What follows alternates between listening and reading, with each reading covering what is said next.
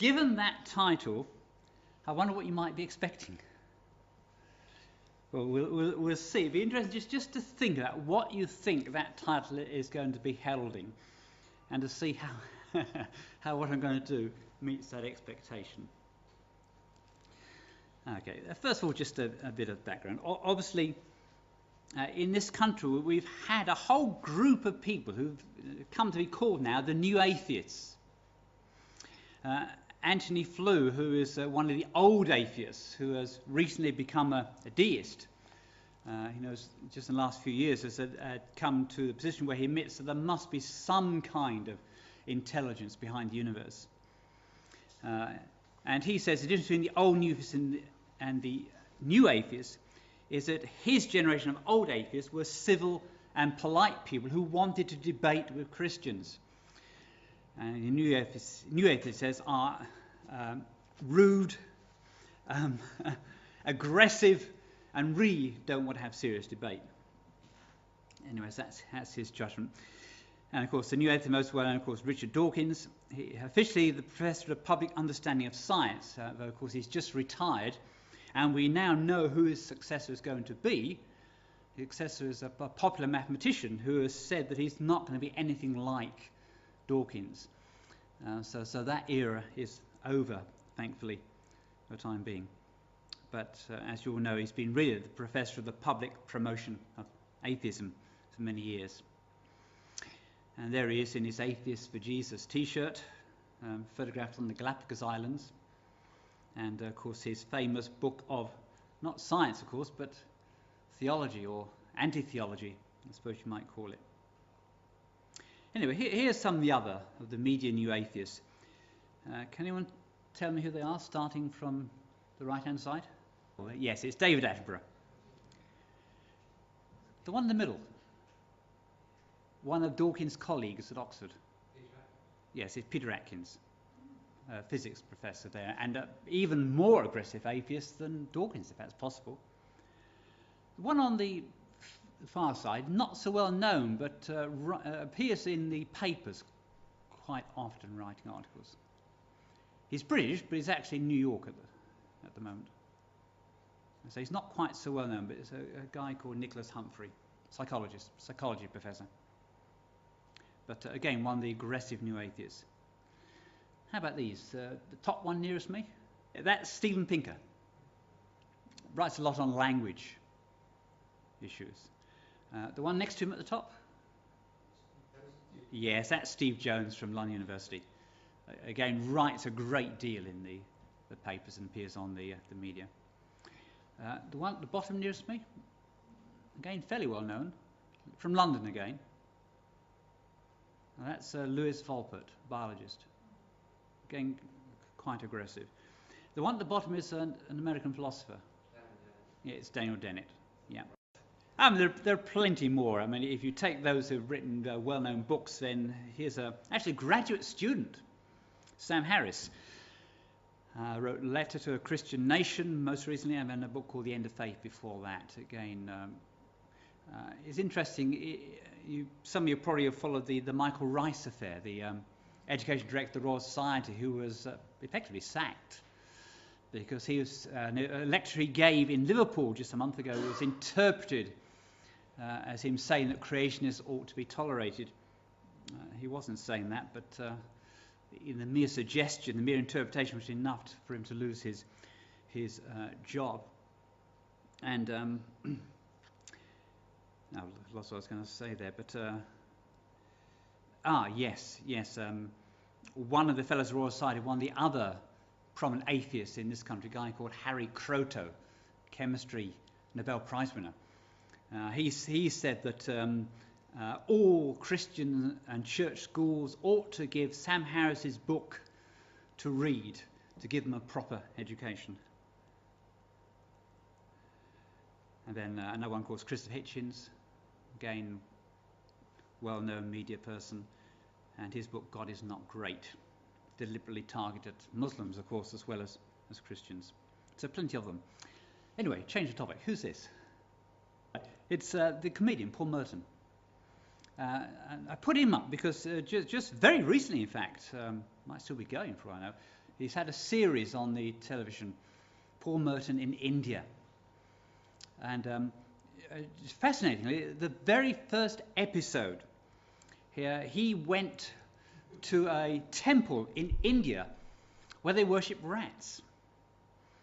And that's my question, who's afraid of rat worshippers? And it's quite fascinating because he was absolutely blown away by this. Let me show you it. There's the temple. It's quite a small temple, the Kali Mata temple in Rajasthan.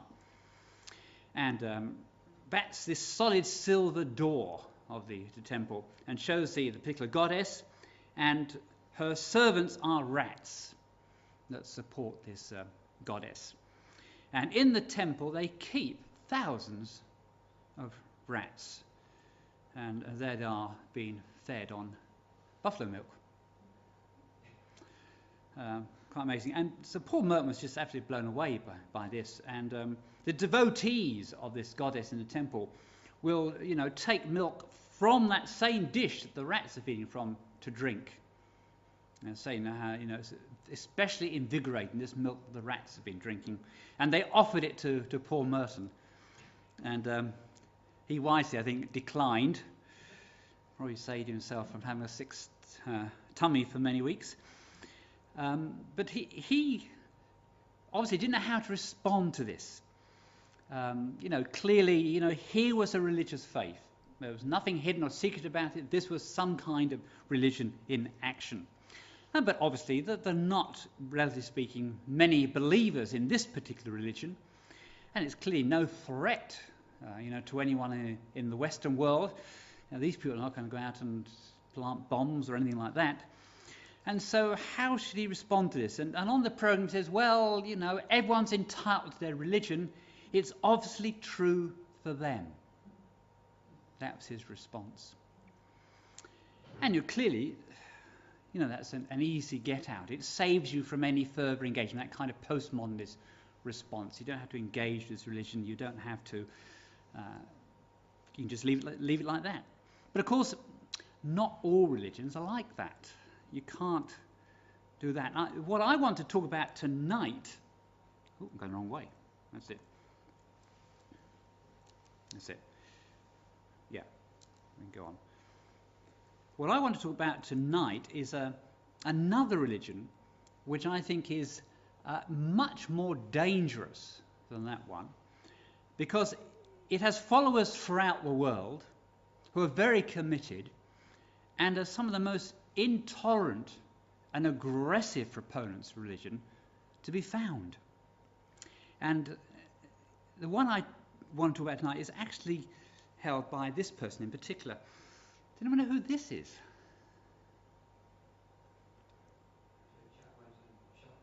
It's a guy called Eric Harris. Yeah, this is one of the Columbine killers from the United States in, I think it was April 1999.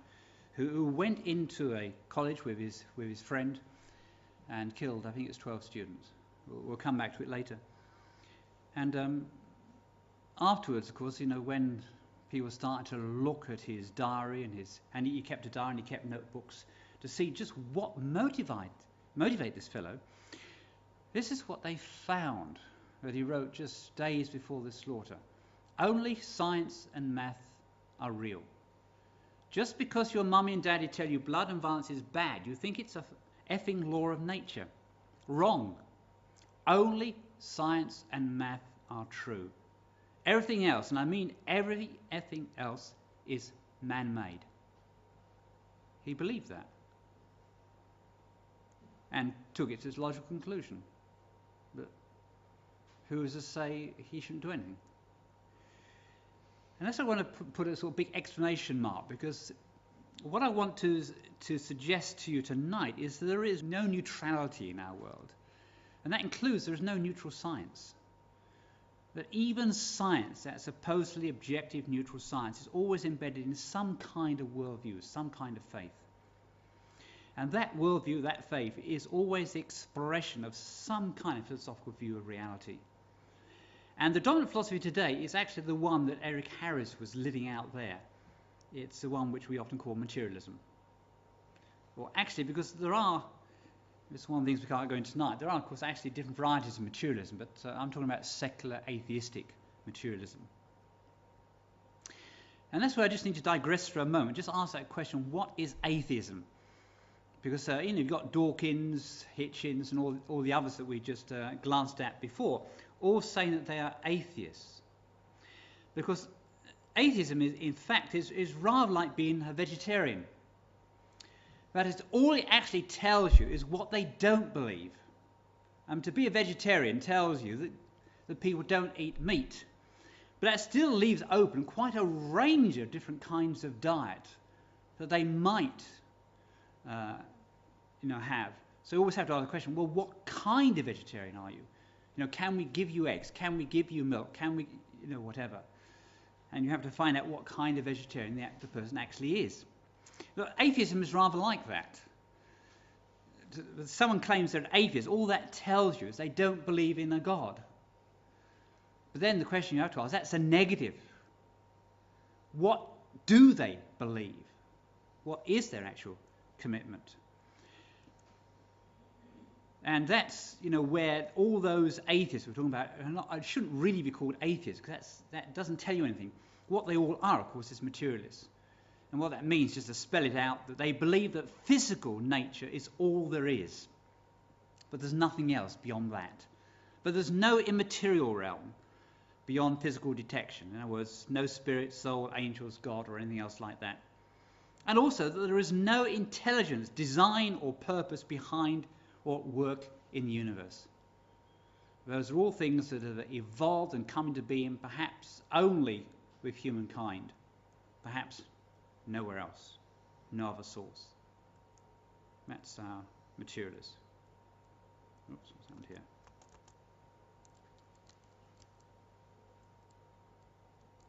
Oh. Right. Okay.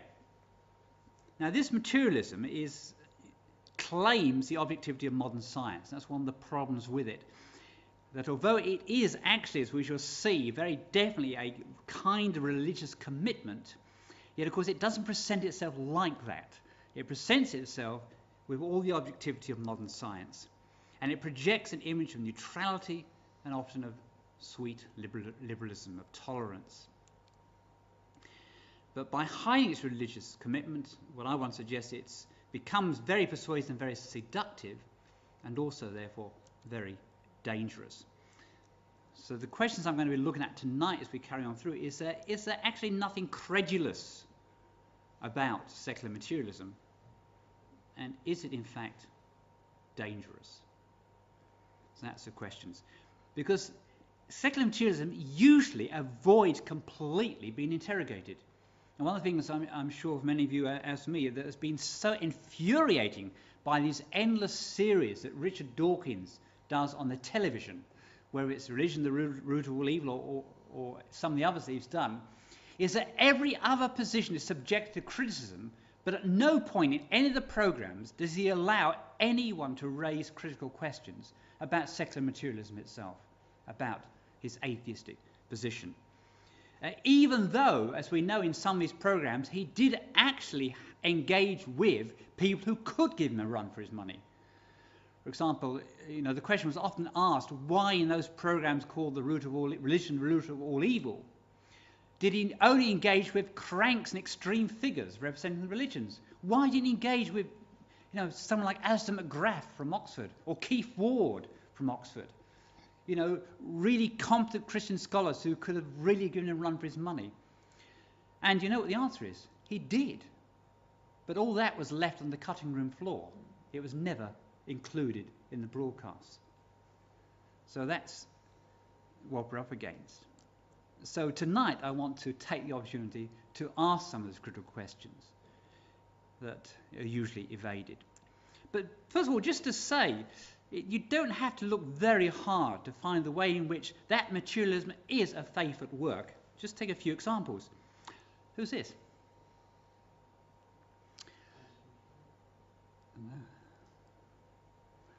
Oh dear me, we're not doing very well in general knowledge tonight. Good job this is not a pub quiz. This is Fred Hoyle, the astronomer. He was those who states. He was one with two other scientists who put forward the steady state theory in astronomy and cosmology. In fact, I think it was 1948. And here are the three of them. Three atheists: Thomas Gold, Hermann Bondi, and there's Fred Hoyle. And that's a photograph taken somewhere around about 1960. Three atheists. And in fact, I'm not sure at Thomas Gold, but certainly Hermann Bondi and Fred Hoyle were quite clear and explicit and open about the fact that the reason they put forward the steady-state theory was to avoid the creationist implications of the Big Bang theory. And they were quite open, explicit about that. So there was a clear example, admitted example, of where materialism as a theory worked in that way, to direct science on the basis of no evidence whatsoever, just a religious commitment. But incidentally, before we leave Fred Hoyle, we should say that times change. And in the 1960s, when he was researching the way in which elements build up in the universe, he became totally amazed by the incredible fine-tuning that he was finding in chemistry and physics.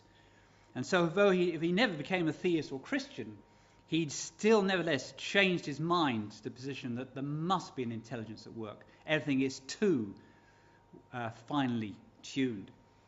And so he wrote in 1982, "A common sense interpretation of the facts suggests that a super intellect has monkeyed with physics as well as with chemistry and biology, and there are no blind forces worth speaking about in nature." And of course, much more recently, we've had another atheist philosopher, Anthony Flew, who's made a similar statement. Anyway, here's another of these atheists where faith was clearly at work. Anyone know who this one is? Right, okay. This is Francis Crick, the biologist, one of those who discovered the structure of DNA back in 1953. And people think he was a great scientist. Mark Stein described him as the most important biologist of the 20th century. Robin McKee as one of the greatest scientists ever. And Matt Ridley that he must eventually be bracketed with Galileo, Darwin and Einstein. So someone reckoned to be one of the greatest scientists. And he wrote statements like this in one of his last books. "You," he wrote, "your joys and your sorrows, your memories and your ambitions, your sense of identity and free will are in fact no more than the behaviour of a vast assembly of nerve cells and their associated molecules." And he again was quite explicit that the only reason that he went into the areas of biology he did and came up with the theories he did was because he was an atheist and was seeking a materialistic interpretation and theory. Again, he was quite explicit about that. And just some stories about him. Soon after he discovered with James Watson the structure of DNA, he was invited to become a fellow of Churchill College, Cambridge, one of the newest Cambridge colleges. And he became a fellow on the condition that it would never have a chapel. It was practically the only Cambridge college which didn't have a chapel. But then, not many years after he became a fellow, a rich donor came along and offered Cambridge all the money to build a chapel. And of course, all his fellows thought this was a great idea. No cost, all provided. And they said, well, you don't have to go to the college. And they had the chapel built as far away from the rest of the college as possible, but they accepted the money. Francis Crick was absolutely horrified, and said he just could not accept this. But they went ahead and took the money and built this chapel, and here it is. There's the chapel, built at the far end of the college grounds. So Francis Crick then offered to put up all the money to build a brothel next to it. And when the rest of the fellows refused, he resigned from the college. So that's a kind of aggressive atheist he was. And here's a conversation that's recorded by Horace Judson in September 1971. An important reason Crick changed to biology, he said to me. He was, I think he was originally in, what was he in originally? I've forgotten. But he wasn't in biology originally. An important reason Crick changed to biology, he said to me, was that he is an atheist and was impatient to throw light into the remaining sanctuaries of vitalistic illusions. Or as he said to another friend, he wanted to drive God out of science. Okay. And then, of course, Dawkins. Again, Dawkins is another atheist who's been quite open about the fact that he has virtually a religious commitment to Darwinism. And it's, as you look at Dawkins' thought, you realise that Darwinism is not just the theory of natural selection applied to origins. If it was simply that, there wouldn't be much to worry about. But for both its original author, Charles Darwin, and Charles Darwin was quite clear. It's quite clear when you read Darwin's notebooks and letters that Darwin became a convinced materialist and then looked for a theory that was compatible with his materialism. So both its original author, Charles Darwin, and its leading modern proponents, most of those I've shown before. The one at the top on the far side is John Maynard Smith, another famous atheist biologist. But for all of those, their adherence to Darwinism because it is the materialistic theory of origins. And that was, again, quite clear for all those people. And so Darwinism is the Western religion's materialistic origins myth. It's not to say, of course, it doesn't have a genuine kind of scientific role as well, but for all these people, it's primarily its role as a support for their materialism. And so we have Dawkins. Here he is wearing his Evolution, the Greatest Show on Earth, the Only Game in Town t-shirt. And by evolution, of course, Dawkins always means Darwinism, materialism. But what does materialism mean? And as a sample here, I want to take a very famous song by John Lennon, his song Imagine from 1971. Here are just a few of the words of it. Just the first stanza. Imagine there's no heaven. It's easy if you try. No hell below us, above us, only sky. Nothing to kill or die for, and no religion too. And so it goes on. It's amazing. Even how on Wikipedia it's described as a great poem about peace and harmony in the world. Of course, that's not really what it's about. It's an atheist piece of propaganda.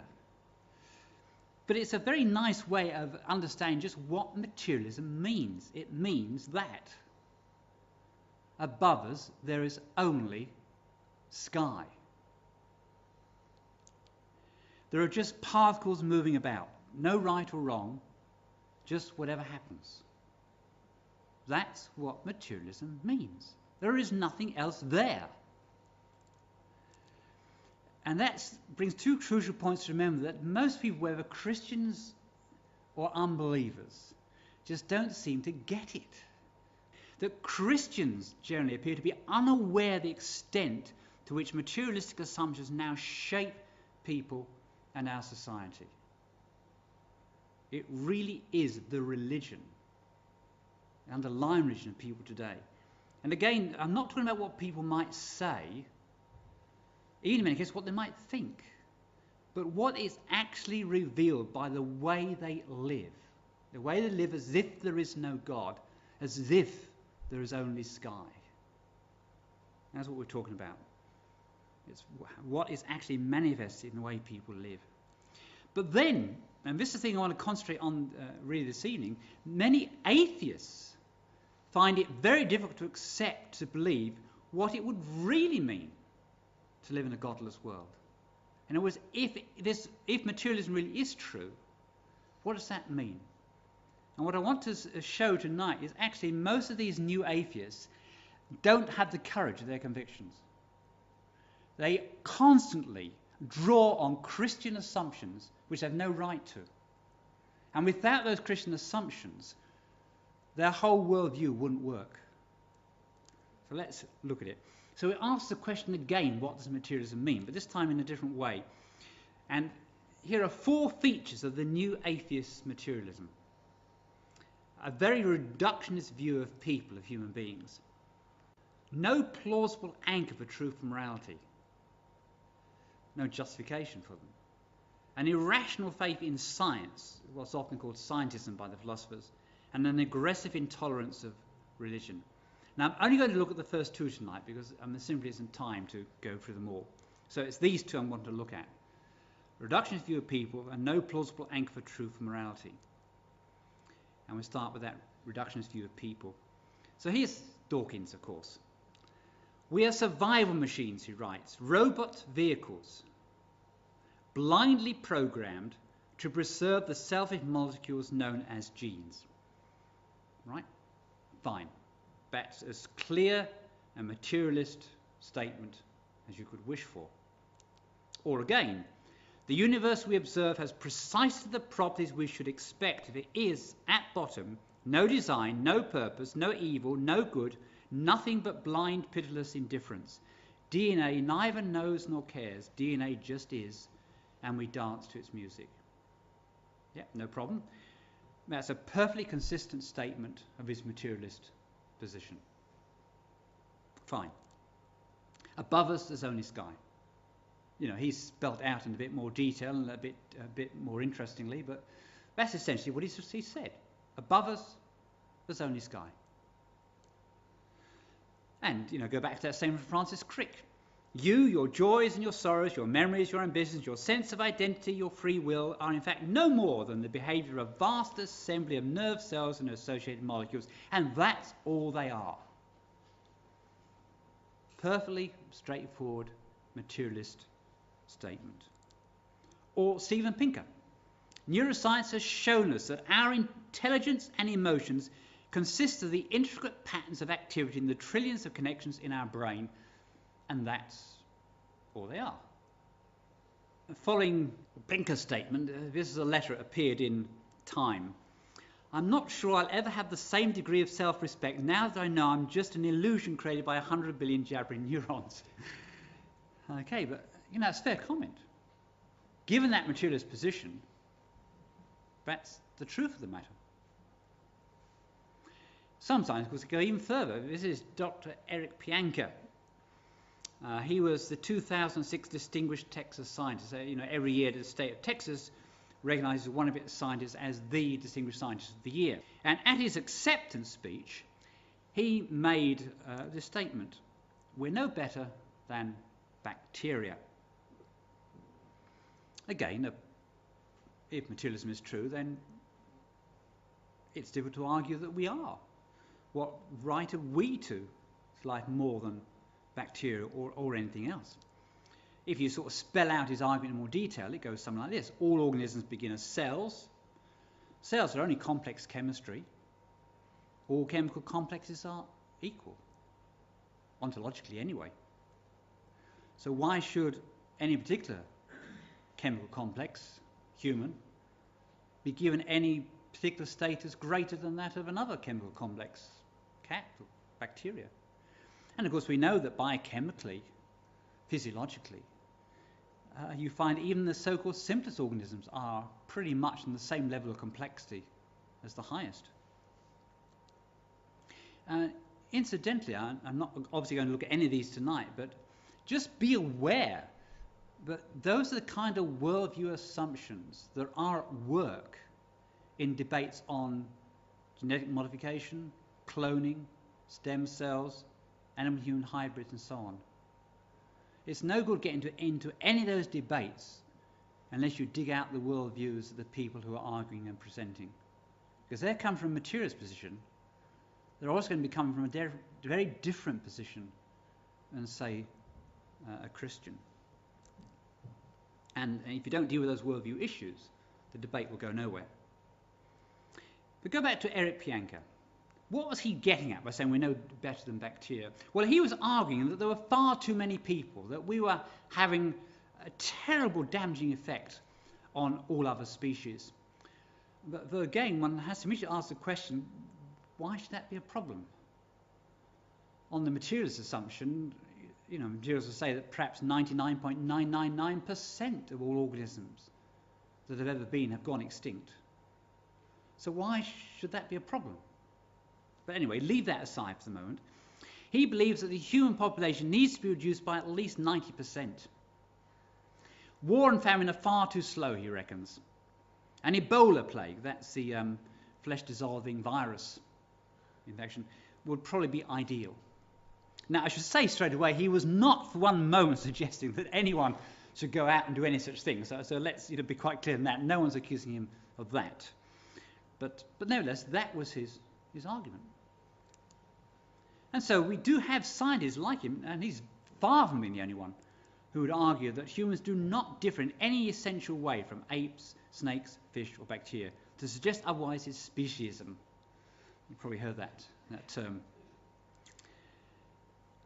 That, of course, there is no free will. If we're just those robot chemical machines that Dawkins ago talk about, then, of course, the reason we do things is determined by our chemistry and physics and everything else. Maybe all the way back to the Big Bang, but determined nevertheless. We're wholly determined by our biology, and behind that our physics and chemistry. But, as I suggested earlier on, many atheists, in fact, find it very difficult to accept that. They profess it, yet at the same time they really believe the opposite. Richard Dawkins, a statement right at the end of his Selfish Gene book. This is taken from the second edition, but I think it's in the first edition as well. We are built as gene machines and cultured as meme machines. Memes is this idea that cultural artifacts, ideas, theories, language, whatever, are passed on just like genes and are subject to natural selection in the same kind of way. So we're built as gene machines and cultured as meme machines. We're completely determined by that biology, that cultural influence. Right? Good materialist. And then suddenly, Dawkins says, but we have the power to turn against our creators. We alone on earth can rebel against the tyranny of the selfish replicators. And you ask the question, Dawkins, you still believe in the tooth fairy? Where on earth did that come from? Either materialism is true or it isn't. We're either determined by chemistry, our physics, our biology, or we're not. You can't have it both ways. And Dawkins nowhere, and he's been challenged on this repeatedly, but has never given a response, and immediately, as soon as he's back on a program where he has control, never allows it to be raised as to how a gene machine can rebel. And even if it could, how would it know it was?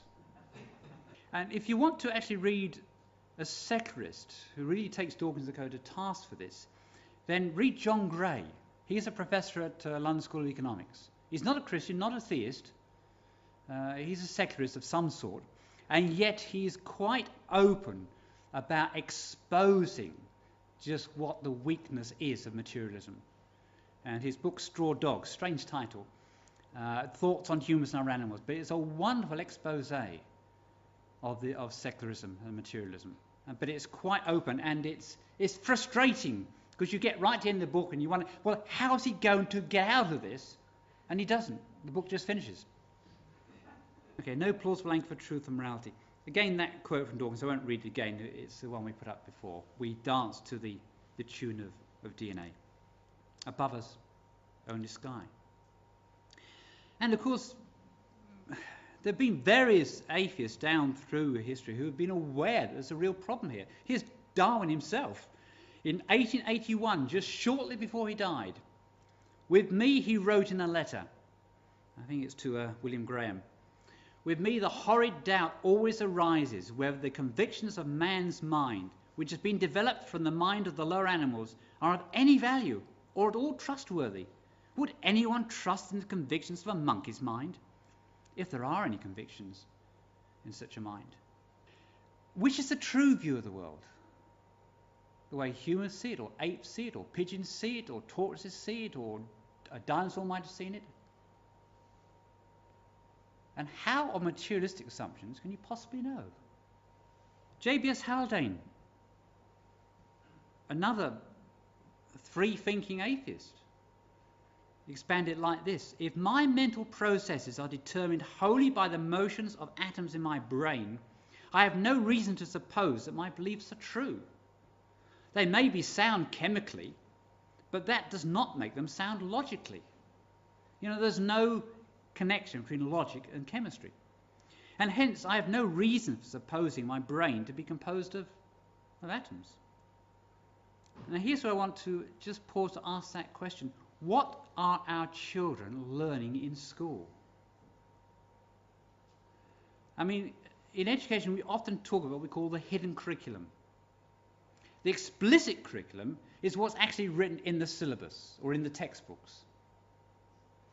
But there's also the hidden curriculum. And that simply means, what is it that's implicit in the way they're being taught, in what they're being taught? What's the worldview there? Because children will infallibly pick up that worldview, even though it's never explicitly mentioned. And the problem in most of our education today is that materialistic assumptions run right the way through school syllabi. Even Christian teachers, as I've discovered time and time again, are teaching those assumptions without realizing they're there. But those assumptions will be picked up. And we'll look at some examples soon of children who have indeed picked up those assumptions. They've never been taught them explicitly. But because they're there implicitly, they've picked them up. Is the hidden curriculum of school and media that of materialism? And therefore, will children conclude that truth and morality are just opinions that teachers and other authority figures tell them they ought to accept? But clearly, on the basis of that implicit materialism, are just opinions. Opinions that have changed in their own history in recent years. And therefore opinions they can choose to accept or reject, and no one to say otherwise. Does it matter? Let's look at some quick examples. Who likes Fawlty Towers? Oh, I'm glad of that. I was absolutely horrified, a year or so ago, when they had that program looking at the 50 best comedy programs and choosing which is the greatest comedy of all time. And I would certainly say it was Fawlty Towers. There were only 12 episodes, but I think they're just unsurpassed. But it was, Only Fools and Horses, wasn't it, that won that competition? I think Fawlty Towers was third. Travesty, but never mind. But there's one particular episode of that I want to look at. It's the one where Basil Fawlty, John Cleese, takes his car out and the car breaks down.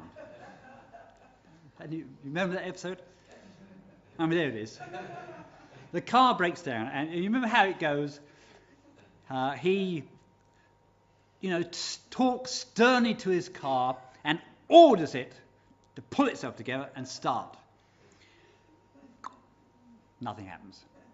And so again, he talks even more sternly to his car, ordering it to pull its socks up and get started. Nothing happens. I can't remember how many times he did it in the thing. I think it's about 3 times he does it.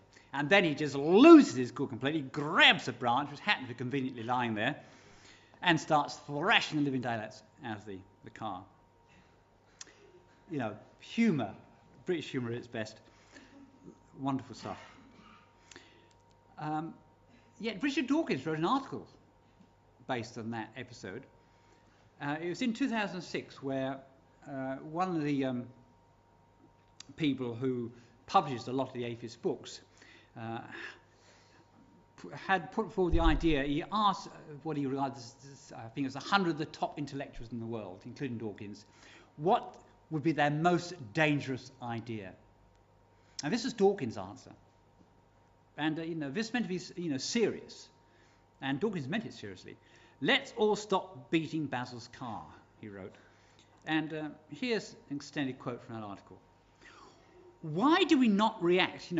We laugh at Basil beating his car. Why do we not react in the same way to a defective man? Isn't the murderer or the rapist just a machine with a defective component?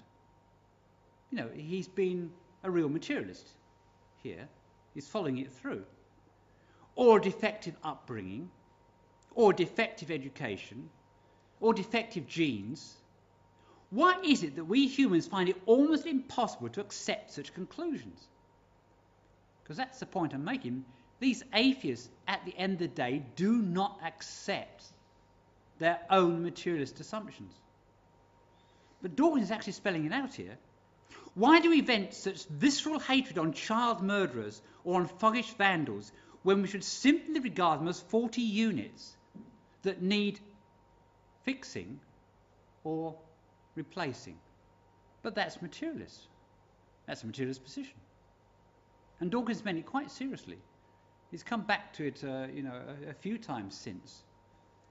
That's the implication. Materialism declares that only physical nature exists, and so it is not possible to speak about purpose, goodness and wickedness. Evil is an illusion. They're just people who commit evil. There's no such thing. They're just faulty machines. Mind you, that raises the question, how do we judge what's a good machine? But anyway, things like good, evil just don't hook on to anything in that materialist world. At the end of the day, there are simply animals struggling to survive, and that's all there is. Now, what I think going on to say was just look at some examples in films and literature of where this is again brought out. One of the person who actually wrote one of the best books on the philosophy of science, history of science, was a Hungarian man called Arthur Koestler. But he also wrote a very famous novel in 1940 called Darkness at Noon. Has anyone read it? Arthur Koestler's Darkness at Noon? It probably used to be a book that would be on the syllabi in schools, but it's probably like many books, just never read in schools now. But it's a story that, of the time of the Russian Revolution and afterwards. And it tells the story of one of the old guard Bolshevik revolutionaries, who was one of those involved in the communist takeover of Russia and establishment of the communist regime. And yet, eventually, those original Bolsheviks fell out of favour.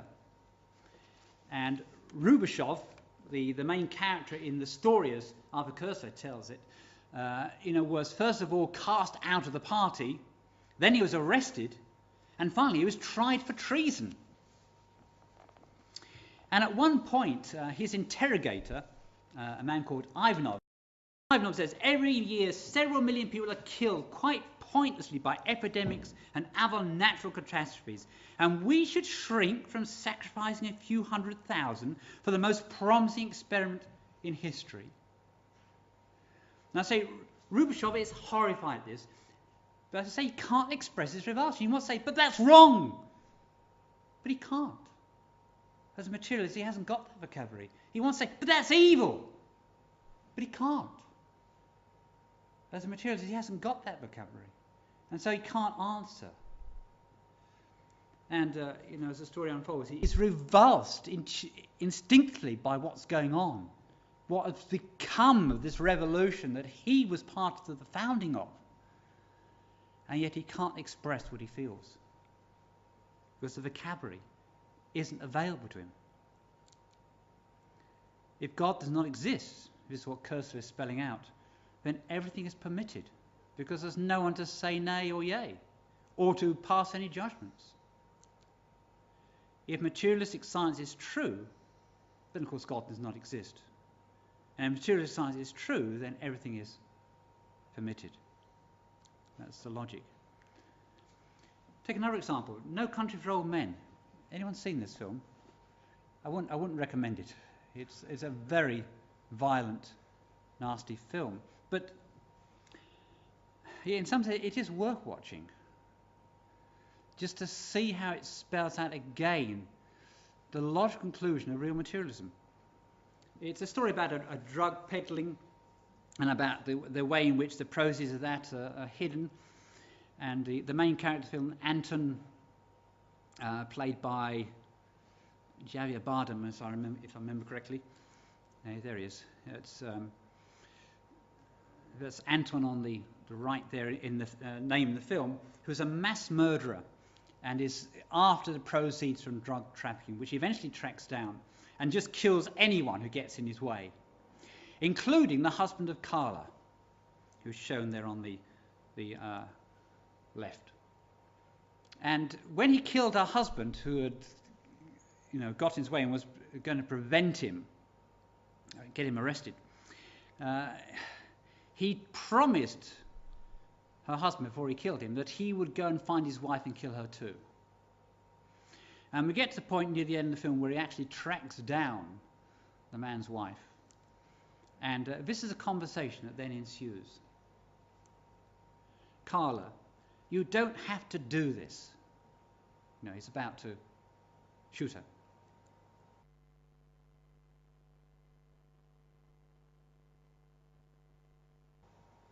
They say you don't have to do this. Carla, you don't. Okay. He flips a coin. In fact, if you've seen the film, you know that that's what he always does. If he's not sure what to do, he just flips a coin and decides that way. Anton, this is the best I can do. Call it. I knowed you was crazy when I saw you sitting there. I knowed exactly what was in store for me. Call it. No, I ain't going to call it. Call it. The coin don't have no say, it's just you. Well, I got here the same way the coin did. It's all chance, isn't it, in the end? Staggering. But that's materialism. That's the implicit position of a lot of what goes on in education, media, society today. Not spelt out, never declared explicitly, but implicitly that's the assumption that's there. That's, there's only sky above us. But that's all film and storybooks and all the rest of it. Does it influence people in the real world? Well, that's, of course, back to where we started. Eric Harris, the Columbine killer. In fact, as far as I can tell, it's true of all of the people who've done these mass school mergers, around the world in recent years. When for those for whom there is information on where this thinking came from. As I say, Eric was one of the two boys who shot 12 students and a teacher at Columbine High School in Colorado, 20th April 1999. And there's that statement I gave you at the beginning. Only maths and science are true. Everything else is man-made.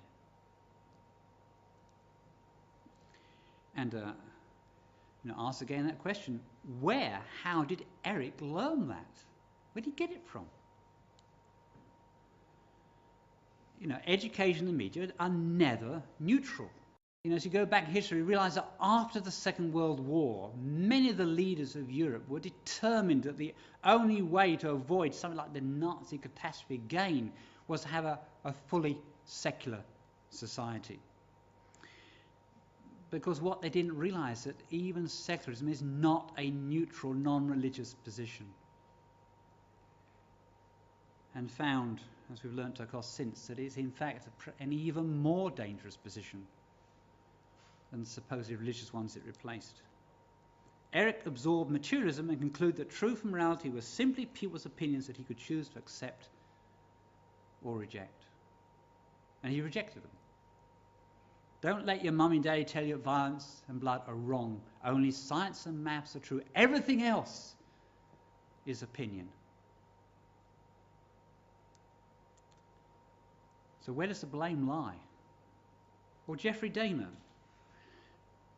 American serial killer who murdered and dismembered 17 young men and boys, in some cases eating parts of their body. We think of cannibalism as something that happened back then over there. Yet there have been quite a lot of examples of cannibalism in America, in Canada, in Europe in the last few decades. Here's one, Jeffrey Dahmer. Well, he was another who killed himself. But so in the program, this interview took place with his parents. It was a Larry King show, which is the Larry that's referred to here. This is what his father said. He felt that he was up from the slime, as he put it. Molecules to me was to Larry type of thing, evolution. That there was nothing, no direction by God, no one to be accountable to, no one to answer to at all. Above us, only sky. And then, just a minute, more recently still, there was the German cannibal. I'm not quite sure how you pronounce his name, so I won't attempt it, but Armin, who advertised on the internet for someone to eat. Unbelievable. And someone volunteered and was killed and partly eaten. Staggering.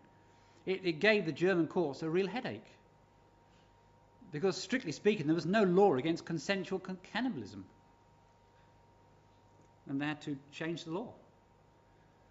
This is Martti Saari just a few weeks ago in Finland, who at I won't try to pronounce it, a college, high school as we'd call it in Finland, just the 23rd of September, just over a month ago, killed 10 students.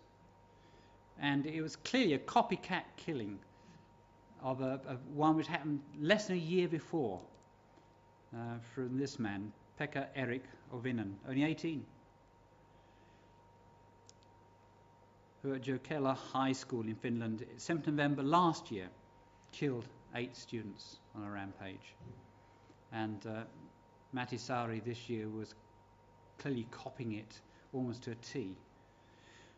I haven't yet seen on the internet if I've discovered anything about Martti Saari, but Pekka Erik Ovinen had websites and journals and all sorts, so there's plenty of information available there. And here's the kind of things he was writing shortly before that massacre.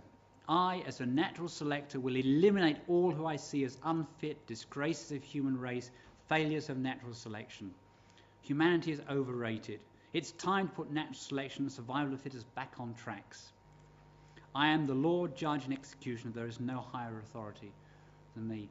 Tremendous echoes of both Darwin and Nietzsche in those statements. Above us, only sky.